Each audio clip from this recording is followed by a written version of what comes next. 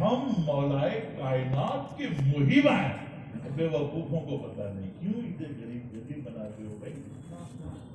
کہتے ہیں کہ مولا علی کی مولائی کا اعلان ہوا, ولایت عظمیٰ کا اعلان ہوا, اس لیے تاریخ میں وہ دین بڑا اہم ہے. ہم نے کہا بے وقوف ہے. اعلان الگ چیز ہے, اظہار الگ چیز ہے. منصب ملنا الگ چیز ہے اور منصب ملنے کا اظہار الگ ہے. قربان جاؤ امام عشق و محبت جو مولا کائنات کے ایسے محب ہیں. ایک شعر میں کہتے ہیں کہ اس نے لقب خاک شہنشاہ سے پایا. مولا کائنات کے القاب میں سے, خطابات میں سے ایک خطاب و لقب ابو تراب ہے. اس کی نفیس وضاحت اپنے شعر میں عشق و محبت اور سچی محبت کے ساتھ فرماتے ہیں. امام عشق و محبت کہتے ہیں اس نے لقب خاک شہنشاہ سے پایا. وہ حیدر کرار جو مولا ہے ہمارا, وہ دھوکہ باز مولائی جو صحابہ کی تنقید کرتے ہیں, ابو بکر صدیق کی افضلیت کا انکار کرتے ہیں, فاروق اعظم پہ الزام دھرتے ہیں, سیدہ عائشہ صدیقہ رضی اللہ تعالیٰ عنہ کی توہین کرتے ہیں, حضرت امیر معاویہ کو گالیاں دیتے ہیں. وہ مولائی نہیں ہے. مولائی کون ہے یہ اعلیٰ حضرت سے معلوم. اعلیٰ حضرت رضی اللہ تعالیٰ انکشاف کرتے ہیں حقیقت کا. تجلی الیقین نبینا سید المرسلین. ماشاءاللہ یہ ماہر رضویات بیٹھتے ہیں, یہ لیپ ٹاپ بھی ٹوکا پڑے ان کے سامنے. سبحان اللہ, اللہ سلامت رکھے. اعلیٰ حضرت رضی اللہ تعالیٰ فرماتے ہیں آدم علیہ السلام کے عہد پاک میں یا حضرت نوح علیہ السلام کے زمانہ میں ہر نبی ہر رسول علیہ الصلوۃ والتسلیمات کے زمانہ میں جسے جسے ولایت ملی, جسے روحانیت کے مراتب و درجات ملے, وہ مولا کائنات کی روح مقدسہ کے طفیل ملے. تو اب آپ سوچئے یہ حجۃ الوداع سے واپسی کے موقع پر غدیر کے مقام پر ہمارے آقا صلی اللہ علیہ وسلم نے اظہار فرمایا من کنت مولاہ فعلی مولاہ. لیکن مولا تاجدار ولایت امام الاغوار امام النجباء امام النقباء علی اس زمانے سے تھے جس کا ذکر اعلیٰ حضرت نے فرمایا. ہم الحمدللہ مولائے کائنات کو جس شان سے, جس حیثیت سے اور جس رتبے سے ماننا چاہیے ہم مانتے ہیں. لیکن الحمدللہ ہمارے ماننے میں شریعت اور اسلام دین کی جو ترتیب ہے بہرحال ملحوظ خاطر ہے, ہمیشہ ملحوظ.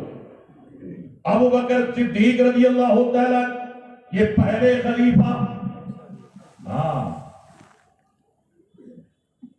حضور شاہ وجیہ الدین حسینی علوی رضی اللہ تعالیٰ کے ایک داماد گزرے ہیں گجرات میں, پیٹلاک کے رہنے والے تھے. ان کا نام حضرت علامہ اشاہ ملک احمد فاروقی رحمت اللہ تعالیٰ علیہ. ان کی ایک کتاب ہے زاد الاحباب فی مناقب الاصحاب, صحابہ کرام کی عظمت بیان کی ہے. نامی گرامی گجرات کی خانقاہوں کے ایام ماضیہ کے دور سابق کے قابل و لائق دین کے خدمت گزار علماء و سادات اور مشائقین کی کتابوں کو اٹھاؤ. سرکار سراج الدین شاہ عالم رحمت اللہ تعالیٰ علیہ کے خاندان کے شہزادے حضرت جلال الدین، جنہوں نے فارسی میں ایک پورا دیوان تحریر کیا ہے، اور فارسی میں انہوں نے اپنا تخلص کی رضا رکھا ہے۔ ان کی ایک کتاب ہے القول الصواب فی تعریف الاصحاب۔ یہ آج کے جاہل لوگ جنہیں ٹھیک سے سورہ فاتحہ کو کیا، انہیں تعوذ و تسمیہ پڑھنے کی بھی تمیز نہیں ہے۔ چہرے دیکھو تو نصارہ کی شکل معلوم ہوتی ہے، اور باڈی لینگویج دیکھو تو پتہ چلتا ہے کہ کوئی بدخلق بد اخلاق ہے۔ یہ خانقاہ میں رہنے والے، خانقاہ کیا ہے، خانقاہ کا معیار کیا ہے، گدی کیا ہے، گدی کے تقاضے کیا ہے، یہ اہل علم سے پوچھو۔ ان اکابرین نے ثابت کیا کہ جو صحابہ کا منکر ہے وہ کبھی بھی نبی کا موہب صادق نہیں ہو سکتا۔ اہل بیت پاک ان کی تو عظمت مسلم ہے۔ الحمدللہ میں عرض کر رہا تھا، علامہ مولانا مفتی ملک احمد فاروقی رحمت اللہ تعالیٰ علیہ اور دیگر بزرگوں نے بھی یہ روایت نقل کی ہے کہ ایک مرتبہ نبی صلی اللہ علیہ وسلم اور صحابہ کرام تشریف فرما تھے، ایک موضوع پہ گفتگو ہو رہی تھی۔ اللہ کے نبی صلی اللہ تعالیٰ علیہ وسلم صحابہ کرام کو اپنے ارشاد اور اپنے فرمان سے سرفراز فرما رہے تھے کہ دوران گفتگو اچانک ہمارے آقا صلی اللہ علیہ وسلم پر ایک ایسی کیفیت طاری ہوئی کہ ابو بکر صدیق کی طرف دیکھا، اور ابو بکر صدیق نے بھی آقا کریم کو دیکھا۔ ہمارے آقا فرماتے ہیں، ترجمہ ہے، مفہوم ہے، کیوں ابو بکر، یاد ہے وہ والی بات؟ کہا حضور یاد ہے۔ اب کلام کیا، موضوع کیا، سخن کیا، روئے سخن کیا، اور اچانک یہ جملہ، اور ابو بکر صدیق نے بھی بغیر کسی تاخیر کے جواب پیش کیا، یاد ہے حضور۔ صحابہ کے لیے ایک معمہ ہو گیا، یہ کیا بات ہے، کون سے دن کی بات ہے، کس دن کی بات ہے؟ جب مجلس برخاست ہوئی تو عرض کیا گیا، یا رسول اللہ علیہ السلام کو تو آپ نے فرمایا حضرت صدیق کی اکبر، آقا کریم صلی اللہ علیہ وسلم فرماتے، یہ عالم ارواح میں اللہ تعالیٰ نے جب وعدہ لیا،